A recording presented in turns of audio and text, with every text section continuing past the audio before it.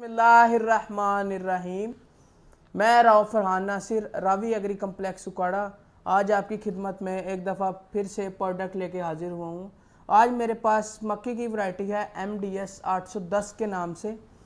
इस ये MDS की जो 810 वैरायटी है, अगर हम इसके काश की बात करें तो इसकी जो काश की वाबस्ता जून से अगस्त तक इसकी काश होनी चाहिए। और हम अगर पौधे से पौधे का जो फासला होता है, अगर हम उसकी बात करें तो 8 से 9 इंच का होना चाहिए। और हम अगर इसके कतार की फासले की बात करें तो ये 27 से 28 इंच होना चाहिए। अगर हम इसके दूसरे फसलों की निस्बत तो बात करें तो इसकी जो गर्मी बर्दाश्त करने की जो सलाहियत है वो इसमें है। कई ज़िम्मेदार भाई हमसे पूछते हैं कि यार इसकी कितनी पैदावार आती है, तो मैं आपको बताता हूँ इसकी 90 से 100 मन की एवरेज है इस MDS 810 वैरायटी की।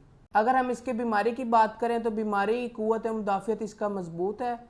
और ये बीज रावी एग्री कम्प्लेक्स उकाड़ा में दस्तयाब है। MDS 810 के नाम से ये वैरायटी है और 03288336 723।